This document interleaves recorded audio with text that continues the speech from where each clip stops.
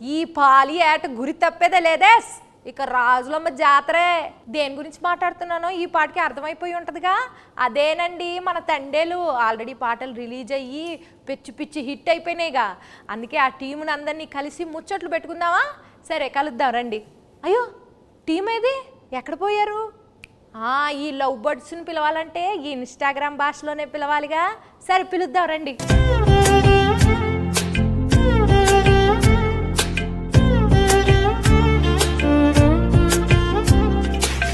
నమస్కారం అందరికీ. ఎలా ఉన్నారు అందరూ? ఎందుకు పల్లవమ్మా అలా నవ్వుతున్నావు? స్లాంగ్ మారింది, మెథడ్ యాక్టింగ్ అంటారు కదా, అలాగా కొంచెం శ్రీకాకుళం స్లాంగ్ బానే ఉందండి. మీరు ట్రై చేస్తే మాకు తమ్మునీళ్ళు నెయిలింగ్లు బాగా వస్తాయండి. మరి మా శ్రీకాకుళంలో శాపలాలు మేము అంతేనండి. శాపలాలు మా గురించి సినిమా తీశారు మీరు, చందుబాబు గారు. మరి ఆ సినిమాలో మీరు ఒక్కొక్క క్యారెక్టర్ని ఆ ప్రదేశానికి వెళ్ళి మరి చెక్కింగ్లు చేసి మరి తీసారా? ఇది మామూలుగా ఊహించుకుని రాసిన కథ కాదు, ఇది జరిగిన కథ. సో ఈ కథ ఫస్ట్ గీతార్ట్స్కి వచ్చింది, అరవింద్ గారికి, బన్నివాస్ గారికి వచ్చిందన్నమాట. అండ్ అందరికన్నా ముందు ఈ కథలో ఇన్వాల్వ్ అయింది ఎవరంటే పల్లవి గారు. మాకన్నా ముందు ఆబ్వియస్లీ ఏంటి అబద్ధం చెప్తుంటే అలా చూస్తారు నా వంక. ఇదే నిజమే కదండి అరవింద్ గారు. ఫస్ట్ రియల్ ఫ్యాక్ట్ అది నడిచింది. అది నాకు ఒక 20 పేజీలో ఇచ్చారు కోవిడ్ టైంలో. అప్పుడు వాసు గారు అప్పుడు చెప్పారు. సో అప్పుడులో వచ్చిందన్నమాట. సో ఈవిడ కొన్ని క్వశ్చన్స్ అడిగింది, ఆ క్వశ్చన్స్ బట్టి మేము కథ రాసుకున్నాం. కథ రాసుకున్నమాట. సో అది అయిపోయిన తర్వాత వెళ్ళగా నేను దీంట్లోకి మళ్ళీ చేతు గారు హీరో ఇది అందరూ సెట్ అయిన తర్వాత ఓకే ఇది నిజంగా జరిగిన కథ. సో ఇంకా జరిగిన ప్రదేశానికి వెళ్ళి ఇంకా తెలుసుకుంటే ఇంకొంచెం ఎక్కువ ఇన్ఫర్మేషన్ వస్తుంది, బాగా రాసుకోవచ్చు కదా అని చెప్పి శ్రీకాకుళం వెళ్ళి అక్కడ వేష భాష ధారణి ఇవన్నీ ఎలా ఉంటాయి అని చెప్పి తెలుసుకుని అల్లుకున్న కథ. మరి చైతన్య బాబు గారు మీరు టైలర్ చూసాము. టైలర్లో రొమాంటిక్లు, ఎమోషన్లు, పాకిస్తాన్ వెళ్ళి భారత్ మాతకి జై అంటే మరి రోమాలు నిక్కబొడుచుకున్నాయండి. మరి ఎట్లా చేశారండి మీరు? ఎలా చేశానంటే చందు గైడెన్స్లో చేశాను. చందు అన్నట్టు ఇది నిజంగా జరిగిన ఒక కథ. ఫస్ట్ మనకు స్టోరీగా వచ్చి మేము ఆ స్టోరీ విని బాగా ఎక్సైట్ అయ్యి ఆ తర్వాత చందు ఒక స్క్రీన్ ప్లే ఒక సినిమాటిక్ లాంగ్వేజ్లోకి తీసుకొచ్చాడు. ఆ టైంలో ఆబ్వియస్లీ నేను రాజు క్యారెక్టర్కి చాలా దూరంగా ఉంటాను రియల్ లైఫ్లో. యూనో వాళ్ళ కల్చర్ ఏంటి, వాళ్ళ యాస, వాళ్ళు చేసే పనులు, వాళ్ళ ఎవ్రీడే లైఫ్ స్టైల్కి చాలా దూరంగా ఉంటా. సో మనం శ్రీకాకుళంకి వెళ్ళి కొన్ని రోజులు అక్కడ స్పెండ్ చేసి వాళ్ళతో మాట్లాడి వాళ్ళతో దగ్గరగా ఉండి వాళ్ళని బాగా అబ్జర్వ్ చేసి ఎక్సర్సైజ్ చేయటం బాగా హెల్ప్ అయింది నాకు. సో దానివల్ల నేను బాగా అర్థం చేసుకున్నా వాళ్ళు ఎలా ఉంటారు ఏంటనేది. సో మీరు ఏదైతే చెప్పారో ఈ పాకిస్తాను ఈ ఎపిసోడ్స్ అన్నీ అది నిజంగా కథలో ఉన్నాయి. సో జస్ట్ ఒక సినిమాటిక్ గిమిక్ కోసం మనం అది క్రియేట్ చేయలేదు. సో నిజంగా ఉన్నాయి కాబట్టి ఏదో ఒక ఆనెస్టీ ఉంది దాంట్లో. సో ఒక యాక్టర్కి అంత ఆనెస్ట్ కంటెంట్ దొరికినప్పుడు మోటివేషన్ లెవెల్స్ బాగా హై ఉంటాయి. నా క్యారెక్టర్కి వచ్చేసరికి ఐ థింక్ మనం డిస్కస్ చేసినప్పుడు we were trying to see ఈ ఉన్న సీన్లో ఎలా కొంచెం కొత్తదిగా మనం చూపించగలుగుతాము. అప్పుడు ఉన్నప్పుడు అక్కడ ఉన్న వాళ్ళు ఎలా ఆలోచిస్తారు, వాళ్ళు ఏం లోపల పెట్టుకోరు, చాలా ఓపెన్గానే ఉంటారు. వాళ్ళకి ఏం మనసులో ఉందో అది బయట చెప్తారు. అండ్ ది వెరీ అన్ఫిల్టర్డ్ అని చెప్తారు కదా. ఏంటి అంత నేను అలానే అడగబోతున్నానండి మిమ్మల్ని. మనసులో ఏం పెట్టుకోకుండా అడిగేస్తానండి అన్ని. అదే సో అలానే క్యారెక్టర్స్ని కూడా చేశారు. మీరు సాంగ్స్ టీజర్స్ ఏది చూసినా ఫోన్ మీద ఎక్కువ షార్ట్స్ ఉంటాయి సెల్ ఫోన్తో. ఎందుకంటే నిజంగా రాజు క్యారెక్టర్ 9 నెలలు అలా సముద్రంలోనే ఉంటాడు. ఓన్లీ 3 నెలలు ఊరు శ్రీకాకుళంకి వచ్చి సత్యత బుజ్జితల్లితో ఉంటాడు. సో ఇంకా ఆయన ఆ 9 monthsలో కూడా వాళ్ళు జట్టీకి వచ్చిన ఆ 2 రోజులకే ఫోన్ సిగ్నల్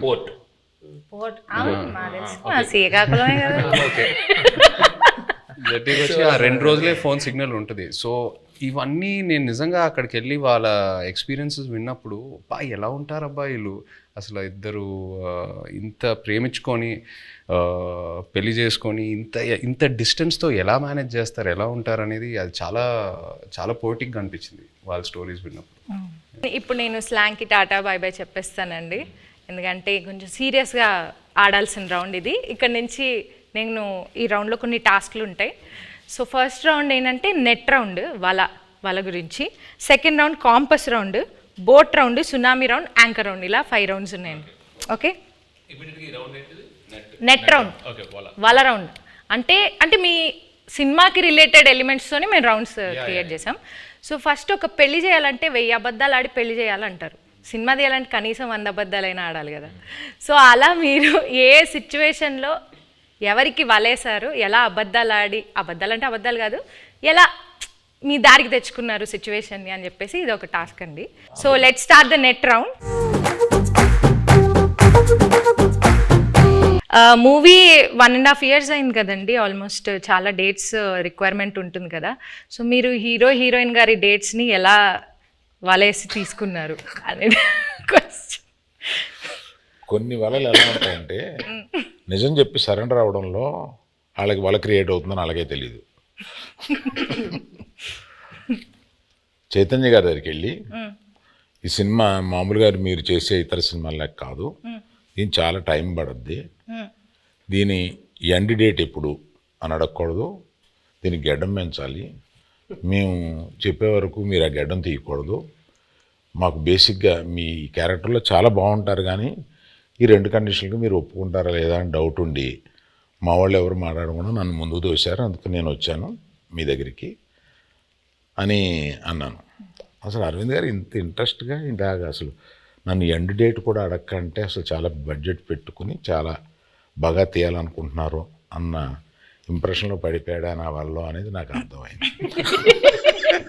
వెంటనే వల్ల పడిపోయారండి. పడిపోయారు. మరి పల్లవిని వల్ల వేసింది డైరెక్టర్ గారు వాసు గారు. ఓకే, పడిపోయిన తర్వాత మా ఆఫీస్కి వచ్చారు, అప్పుడు నేను వలలో పట్టుకున్నాను. హీరోయిన్ గారికి ప్రొడ్యూసర్ గారికి ఎలా ఈ స్టోరీ చెప్పి కన్విన్స్ చేయడానికి ఎలా వలేశారు? అంటే ఇది స్టోరీ నాకు అట్నుంచి వచ్చిందేనండి. ఓకే, స్టోరీ అట్నుంచి వచ్చింది. మేము మల్టిపుల్ స్టోరీస్ గురించి మాట్లాడుకుంటున్నప్పుడు ఈ స్టోరీ బాగుంది అని చెప్పి నేనే అడిగాను.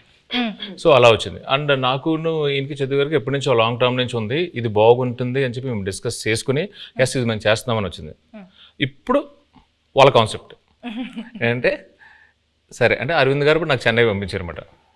వెయ్యమ్మ వలే ఒక చేపను పెట్టండి, కానీ వలేసిన తర్వాత తెలిసింది అది చేప కాదు తిమింగలం అనండి.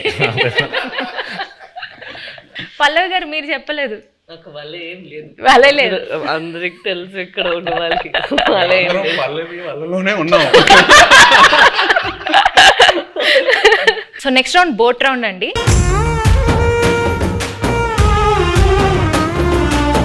ఈ రౌండ్కి తండేల్ అంటే క్యాప్టెన్ కదా, సో అరవింద్ సార్ ఈ రౌండ్కి కెప్టెన్ సార్, మీరే ఈ బోట్ని నడిపే కెప్టెన్. మిగతా క్రూ మెంబర్స్ సార్, వాళ్ళని అడిగిన క్వశ్చన్స్కి వాళ్ళు ఎలా సమాధానం చెప్తున్నారో మీరు మార్క్స్ వేయాలి sir. Sir Aravind sir, cinema beginning నుంచి ఎండింగ్ లోపల మీరు ఏదైనా ఫేస్ చేసిన బిగ్గెస్ట్ స్టామ్ ఉందా? అదేంటి? బిగినింగ్ నుంచి ఎండ్ వరకు ఒకే స్టామ్ ఉందమ్మా, బడ్జెట్. అదే పెద్ద స్టామ్. ఈ స్టామ్లో నేను మామూలుగా సీలో మామూలుగా వెళ్ళిపోయి సరదాగా వచ్చి బడ్జెట్లో అనుకున్నాం, కుదరలేదు. మధ్యలో స్టామ్ వచ్చి బడ్జెట్ పెరిగింది. షూటింగ్లో ఎలాంటి ఛాలెంజెస్ ఎదుర్కొన్నారు? దీనికి రెక్కి చేసేటప్పుడు ఒకసారి సముద్రంలో పడిపోయింది మా పడవ. ఆల్మోస్ట్ ఒక కింద రాక్ ఉంటుందని మాకు తెలియలేదు. సో టప్పని ఇరుక్కుపోయి పడవ సగం ఇరిగిపోయి ఇలా అయిపోతుంది అన్నమాట. సో ఆబ్వియస్లీ మాకు స్విమ్మింగ్ రాదు, ఏమీ రాదు. నాకు ఎందుకో నిజంగా తెలియదండి, నాకు అప్పుడు కూడా భయం వేయలేదు. జారిపోతున్నారు, టైటానిక్లో జారిపోయినట్టు జుమ్ అని జారిపోతున్నారు. అసలు మీకు దేనికి భయం వేస్తుందండి? మీకు భయం అనేది లేదు కదా అసలు. అది చెప్ప మా వైఫ్ అంటే భయం అంటండి, అది ఆబ్వియస్లీ భయపడాలండి. సో సాయి పల్లవి గారు, సో మిమ్మల్ని బాగా కష్టపెట్టిన సీన్ కానీ డాన్స్ సీక్వెన్స్ కానీ ఏమైనా ఉందా? చెప్పండి. అవన్నీ ఉండవు. జూజీబీ నెక్స్ట్ అట్లేం లేదు. కరెక్ట్గా అది ఎగ్జిక్యూట్ చేయాలి, కరెక్ట్గా మనం యాక్ట్ చేయాలి అనే ఆ ప్రెషర్ ఉంటుంది కదా, అంతే ఉంటుంది. అండ్ తను చెప్పినట్టు చాలా కూల్ డైరెక్టర్గా ఉన్నారా. సో ఎప్పుడైనా చాలా భయం వచ్చింది ఈ సీన్ ఎలా చేయబోతున్నాం అంటే నేను చూసుకుంటాము అలా ఉంటారా, అదే నాకు పెద్ద భయం. ఏంటి ఇంత కూల్గా ఉన్నారు అలా అయిపోయి. ఈ బోట్లో ఎనర్జీ తగ్గినప్పుడు, అంటే ఈ బోట్ ప్రయాణం అంటే మూవీ ప్రయాణంలో ఎనర్జీ తగ్గిపోయినప్పుడు మీరు ఎలా మీ కో యాక్టర్స్ని కానీ మీ టీంని ఎలా మోటివేట్ చేసేవాళ్ళు? ప్రతి ఎపిసోడ్ ఈ సినిమాలో చాలా పెద్ద ఎపిసోడ్. పాపం అరవింద్ గారికి ఆయనకి బాగా ఆయన హీట్ మ్యాక్సిమం ఆయనే ఫేస్ చేశారు. కానీ మాకు ప్రతి ఎపిసోడ్ ఒక ఛాలెంజింగ్ ఎపిసోడే. అండ్ సముద్రంలో చాలా వరకు షూటింగ్ చేసాం ఈ సినిమా. అండ్ సముద్రంలో చేయటం not at all easy. So షెడ్యూల్కి కొంచెం గ్యాప్స్ ఎక్కువ తీసుకునేవాళ్ళం.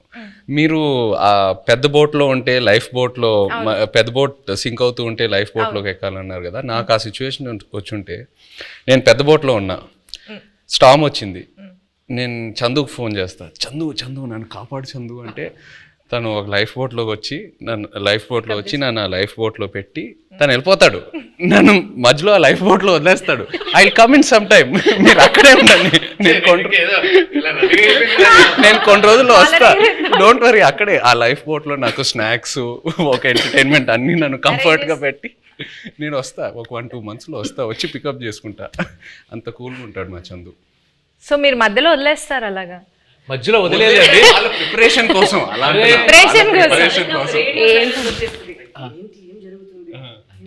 జరుగుతుందా ఏమైనా అలా సడన్ గా ఒక సైలెన్స్ వస్తుంది ఒక 2 monthsకి. దాని తర్వాత మళ్ళీ స్టార్మ్ స్టార్ట్ అవుతుంది.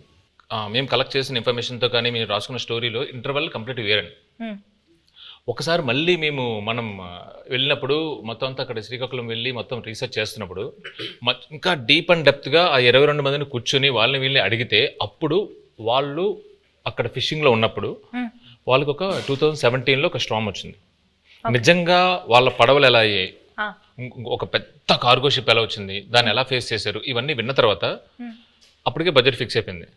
మెల్లిగా పిల్లిలో వచ్చాయి మళ్ళీ అరవింద్ గారి దగ్గరికి వచ్చి, అరవింద్ గారు అంటే మన ఇంటర్వెల్ని మొత్తం ఇప్పుడు ఏదో నార్మల్గా అక్కడ ఎవరు ఓకే చెప్పింది వాసువే కదా, విని యాస్టేజ్ చేయాలి సార్, మనం ఇది యాస్టేజ్ చేస్తున్నాం దింపుతున్నాం మనకే కదా.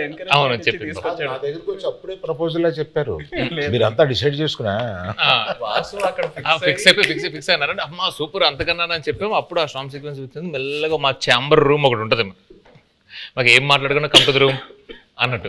సో అరవింద్ గారితో కూర్చోబెట్టి మెల్లగా చెప్పి నన్ను అప్రూవల్ చేశారు. సీరియస్గా చెప్పనండి, ఈయన బడ్జెట్ గురించి మాట్లాడుతున్నారు కానీ మధ్యలో నేను అలిగేసి నాకు ఇది వద్దు నేను చేయను అని చెప్పాను. ఆ స్టార్మ్ సీక్వెన్స్ వద్దు అరవింద్ దగ్గర, మామూలుగా వెళ్ళిపోదాం అంటే ఆయనే నో, ఇప్పుడున్న ఆడియన్స్కి ఆ స్పాన్ తెలియాలి, అది కావాలి అని చెప్పి ఆ స్టార్మ్ని ఆహ్వానించింది ఆయనే. సీరియస్లీ. నాగ చైతన్య గారు మ్యూజిక్ గురించి కొంచెం మాట్లాడతారా? డిఎస్పి గారి మ్యూజిక్ ఎలా ఉంది? బయట ట్రైలర్లో ఒక జైల్ ఎపిసోడ్ అయినా, ఒక స్టార్మ్ సీక్వెన్స్ అయినా, ఏది చూసినా ఈ సినిమా సోల్ అనేది ఒక లవ్ స్టోరీ. అండ్ ఒక లవ్ స్టోరీకి ఎప్పుడు ఒక అద్భుతమైన ఆల్బమ్ కావాలి. దేవి గారు మనకి ఒక అద్భుతమైన ఆల్బమ్ ఇచ్చాడు. మొన్న హైలసో ఆ పాట కూడా రిలీజ్ అయిన తర్వాత అమేజింగ్ రెస్పాన్స్. అంటే బుజ్జి తల్లి తర్వాత ఇంకా ఏ పాట అయినా అందుకుంటుందా అని ఒక చిన్న క్వశ్చన్ మార్క్లో ఉన్నాను. బట్ హైలసో రెస్పాన్స్ చూసాక ఫీలింగ్ సో హ్యాపీ. సో దేవికి థ్యాంక్ యూ చెప్పాలి. అండ్ పైగా శ్రీమణి గారికి, లిరిక్స్ రాసిన శ్రీమణి గారికి చాలా బాగా బ్లెండ్ చేసి super output. So I think half the job is done ఆ విషయంలో, సక్సెస్ విషయంలో, ఆడియో సక్సెస్ అయినట్టు. మ్యూజిక్ ఎవరిని పెట్టుకుందామని చాలా డిస్కషన్ వచ్చింది.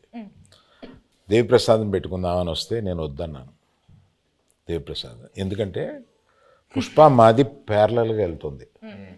అయ్యి బాబాయ్, దానికి ఉండే కాన్సన్ట్రేషన్కి, దానికి ఉండే వర్క్కి దేవిప్రసాద్ టైం స్పేర్ చేయడు.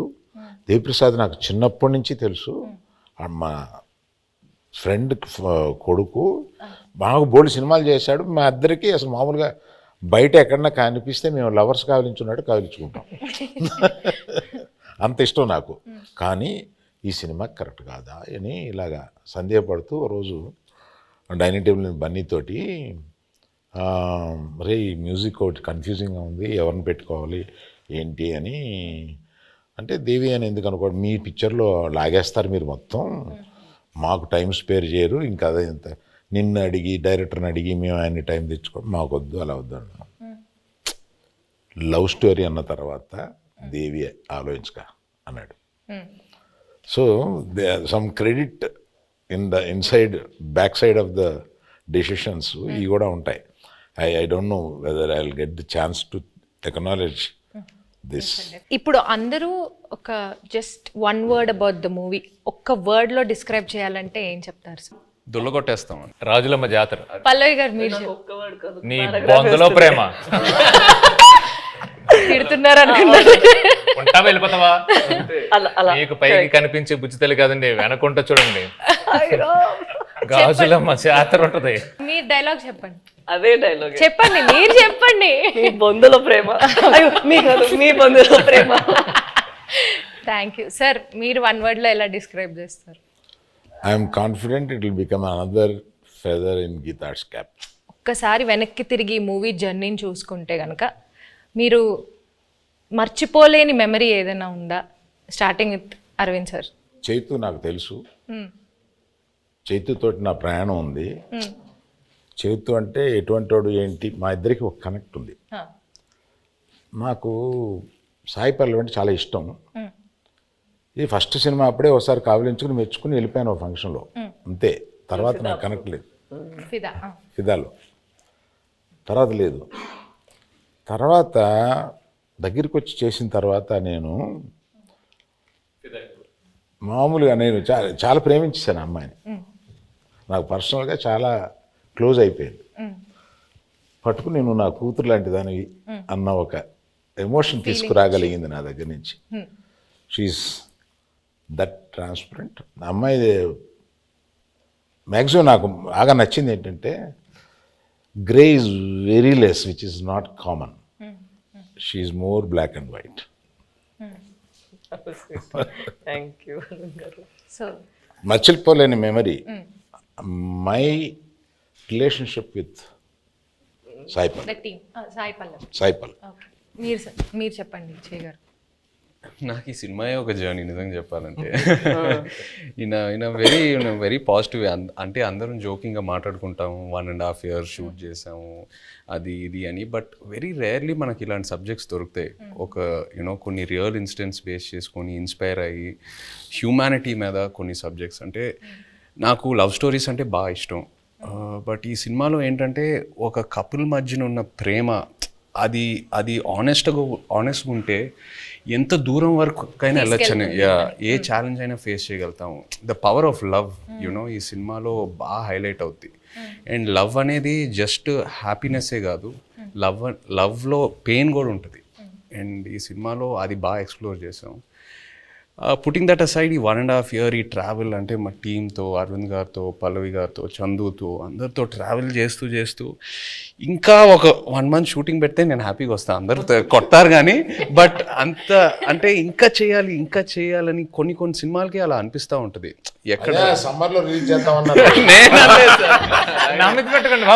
ఒకసారి క్లాస్ అయిపోయింది. ఈ హెయిర్, ఈ బియర్డ్, ఈ లుక్ వల్ల నేను వేరే ఏ ప్రాజెక్ట్ కూడా చేయలేను. It's very unique to this character. నాకు ఎక్కడ నిజంగా ఇబ్బందిగా అనిపించలా. అంటే ఇవాళ వెళ్ళి షేవ్ చేసేద్దాం అబ్బా, ఇవాళ హెయిర్ కట్ చేసేద్దాం అబ్బా, చిరాకు వస్తుంది, అట్లా ఎక్కడ అనిపించలా. ఇంకా అరవింద్ గారు ఇంకా చేద్దామంటే okay let's do it, Chandu ఏదైనా బెటర్మెంట్ చేద్దాం అంటే let's do it. So that's just a sign saying that బాగా కనెక్ట్ అయ్యి ఎంతో ప్రేమించి ఎంతో ఆనెస్ట్గా ఈ జర్నీ జరిగిందని. So yeah, I think it'll be very memorable for me. Yeah, the movie itself is very Chaitanya గురించి మాట్లాడాలి. నేను I told you this already. నేను తనకి కూడా చెప్పాను, నాకు లవ్ స్టోరీలో చేసిన చైతన్య గారు అండ్ ఇక్కడ మన తండ్రిలో చేస్తున్నప్పుడు చాలా డిఫరెన్సెస్ కనిపిస్తుంది. ఒక యాక్టర్కి మనం నార్మల్గా జనాన్ని చూసినప్పుడు అక్కడ నుంచి కొన్ని విషయాలు మనం పట్టుకుంటాం కదా. ఇక్కడ నాకు చాలా బాగా కనిపించింది తను ఎలా కొన్ని క్యారెక్టరిస్టిక్స్ అక్కడ నుంచి తీసుకున్నారు. Not for body language but for mind set. ఎలా వాళ్ళు ఆ మైండ్ సెట్ ఉంటే మనకి అప్పుడు యాటిట్యూడ్ కూడా వస్తుంది. అది మాట్లాడినప్పుడు not the Masih once but at least for the ప్రేమతో మాట్లాడినప్పుడు, లేదంటే తన కోపాన్ని లోపల పెట్టినప్పుడు. అండ్ ఎస్పెషలీ ఒక సీన్ తను ఆ ప్రిజన్లో ఉన్న ఒక సీన్ ఉందా, నాకు ఫస్ట్ వాళ్ళు అది షూట్ చేశారు, దాని తర్వాత నా సీన్ షూట్ చేశారా, కరెక్ట్ కదా. నేను అది చూసిన తర్వాత తనకి చెప్పాను, మనకి ఉన్న స్క్రిప్ట్ తన చేసిన పర్ఫార్మెన్స్కి మనం ఇది చేస్తే అది కొంచెం తగ్గిపోతుంది. సో మనం ఇది ఇంకా కొంచెం లేపేద్దాం, లేదంటే it wouldn't be equal to his performance that he's done over there అనేది ఆ దేవుడు. మేము ఎంతో ఒక సీక్వెన్స్ చేసాం. ఆ సీక్వెన్స్ కి ముందు ఈవిడ ఒక సీక్వెన్స్ ఉంది. సో అది చూసి అది ఏదైతే సీన్ ఉందో ఇది సరిపోదు to match that His performance. Exactly. So అలా నాకు అనిపించింది first two honest for me. అప్పుడు నేను చెప్పిన మనం ఇక్కడ ఇది ఇంకా బెటర్గా ఇది చేయాలి, లేదంటే ఇది తగ్గిపోతుంది, దీనికి అది తగ్గిపోతుంది అని we had to do even that way. So I have to give it to him that than just saying తను ఒక డౌట్ వచ్చింది, అంత బాగా చేశాడు కదా నేను ఇంకొంచెం లేపాలి దీన్ని అని నువ్వు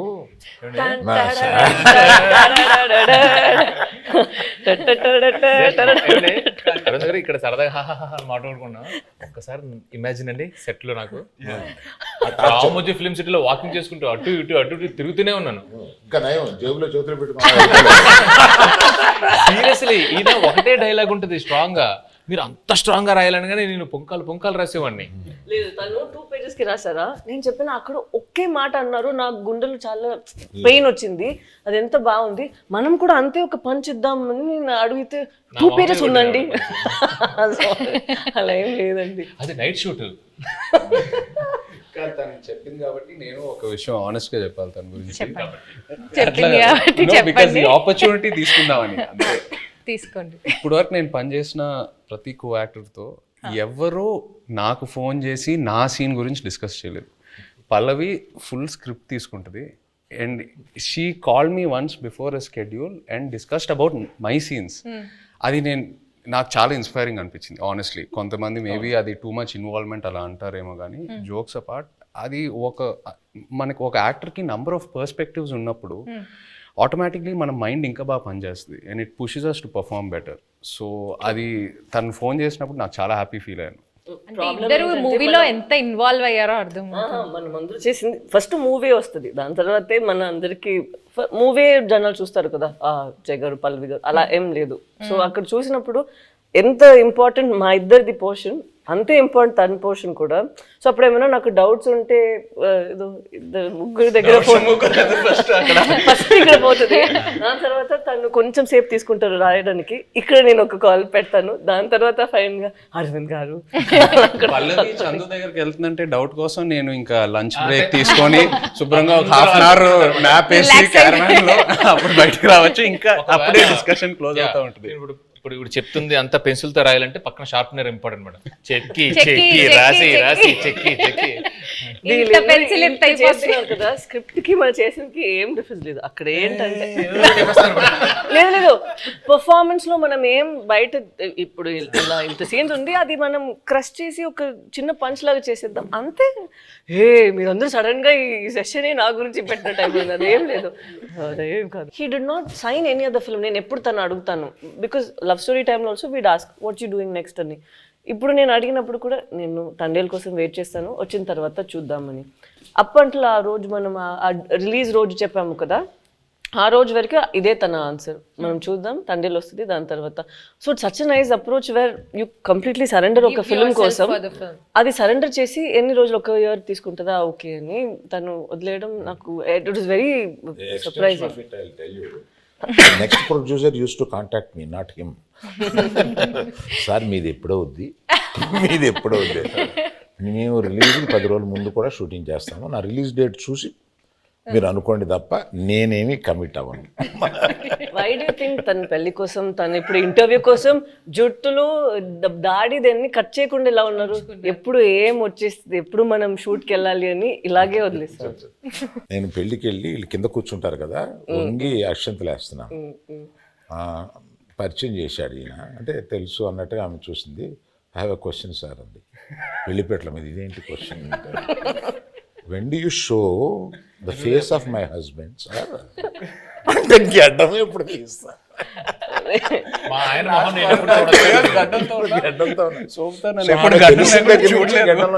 గడ్డం లేకుండా భర్తను చూడాలనే కోరిక అది నా చేతిలో లేదని చెప్పుంటాడు ఈయన. నేను కనపడగానే ఫస్ట్ క్వశ్చన్ అదే సార్. మీరేం ఆన్సర్ ఇచ్చారు? నేను అమ్మ రిలీజ్ డేట్ చూసుకో, అప్పటి వరకు ఇది check Geetha Arts page for updates అని చెప్పుంటారు. మీరు అడిగినప్పుడు ఫస్ట్ ఆయన చెప్పినప్పుడు ఏమయ్యా అన్నారు, ఏంటంటే మనం రిలీజ్ చేస్తాం ఏమన్నాను కానీ అప్పుడు ఇలాగా చైతన్య ఆవిడ అడిగిందయ్యా మా ఆయన మొహం నేను ఎప్పుడు చూసుకోవచ్చు అని అన్నాను. Coming back to the movie. కాదు ఇందులో మీమ్స్ ఏంటంటే పెళ్లిపేటల మీద నుంచే అరవింద్ గారిని నిలదీసిన. మీరు ఈ డెసిషన్ తీసుకోకుండా ఉండుంటే బాగుండేది అని ఏదైనా ఒక డెసిషన్ గురించి అనుకున్నారు? తీసుకున్న అన్ని డిసిషన్లు కరెక్ట్ అయిన ఏకైక సినిమా అనుకోండి. ఓకే సార్, మీ ఫ్యాన్స్ ఎస్పెషల్లీ మీ ఇద్దరి గురించి, మీ ఫ్యాన్స్ వెయిట్ చేస్తున్న వాళ్ళకి ఈ మూవీ ఎలా ఉండబోతుంది, what is it going to give away to the fans? తను ఇద్దరి కోసం తను చెప్తారు. ఇది ఫస్ట్ అనుకుంటా ఇది ఒక ఎమోషనల్ లవ్ స్టోరీ అని. సో ప్రేమ పుట్టడానికి అది ఏదైనా ఒక ప్లేస్ కావాలి, ఏదైనా ఒక సిచ్యువేషన్ కావాలి, కౌమార దశలోనో కాలేజీలోనో ఎక్కడైనా ఉంటుంది. బట్ ఇది మేము అనుకున్నప్పుడు ఏంటంటే ఇది ఇంకా ఎటర్నల్ ఇది. సో ఎంత బెంగ ఉంటుందో అంతే భయం ఉంటుంది. సో ఎవరైతే లవ్లో ఉన్నారో, అది అమ్మాయి అయినా అబ్బాయి అయినా, అది బుజ్జితెల్ల అయినా రాజు అయినా, ఎవరైనా కానీ వచ్చి ఈ సినిమా చూసేటప్పుడు వాళ్ళలో వాళ్ళ ప్రేమ, అవతల మీద ప్రేమ ఇది చాలా చక్కగా కనపడుతుంది. ఒకరి మీద ఒకరికి ఉన్న బెంగ, ఒకరి మీద ఒకరికి ఉన్న భయం, ఒకరి మీద ఒకరికి ఉన్న కోపం చక్కగా కనపడుతుంది. వాళ్ళని వాళ్ళు చూసుకోవచ్చు, ప్రేమికులందరూ వాళ్ళని వాళ్ళు చూసుకోవచ్చు. Fantastic emotional love story. ఎలాంటి కాన్ఫ్లిక్ట్ వచ్చినా కానీ, ఏం వచ్చినా కానీ ప్రేమ అయితే మాత్రం దూరం అవుదండి. ఇట్ జస్ట్ ప్రేమ చావులేదు. ఎస్, మీరు దూరంగా ఉన్నా, ఎలాంటి పరిస్థితులు ఉన్నా, ఏమున్నా కూడా ప్రేమే ఇస్ వాట్. సునామీ రౌండ్ అండి ఇప్పుడు.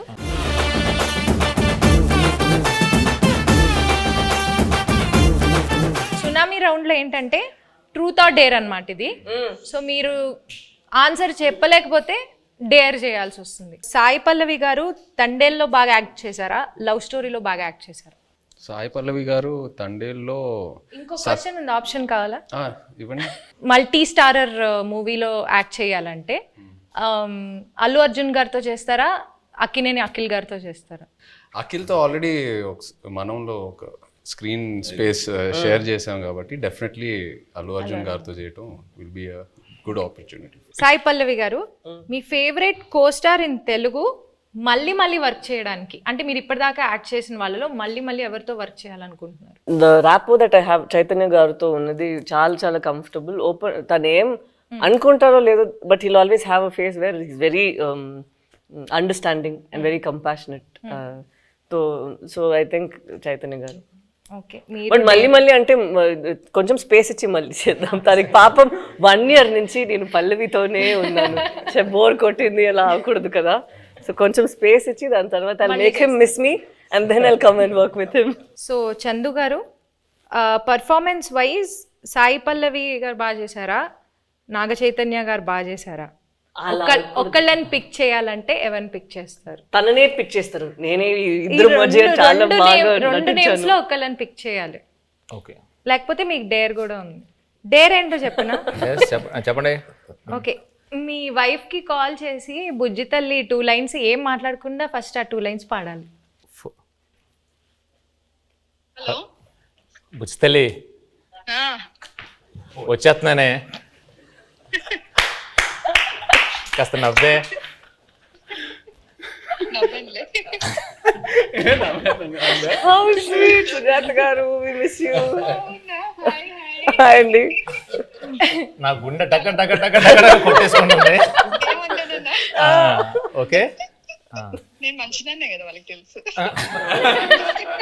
ఓకే, కొంచెం గుండె కూల్ అవని పెడేస్తున్నా ఫోన్. అలా కొట్టుకుంటుంది, ఏమంటుందో ఏందో. సరే, బాయ్. గ్యాప్లో సంవత్సరాలు వచ్చాయి. బాయ్. Happy independence day. జై హింద్. గ్రేట్. అది డేర్ చూసారా? గ్రేట్ అండి. ఎస్. సో అరవింద్ సార్, నీ క్వశ్చన్ నాకు అర్థమైపోయింది. నీ క్వశ్చన్ నాకు అర్థమైపోయింది. ఏం సార్? నేను డేర్కి వెళ్ళడం బెటర్. సార్ క్వశ్చన్ అడగమంటారా, డైరెక్ట్ డేర్ చేస్తారా?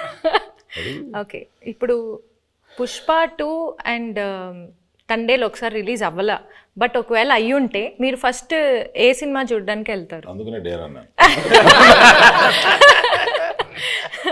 మీ లాస్ట్ 3 గూగుల్ సర్చ్ హిస్టరీ చూపించు.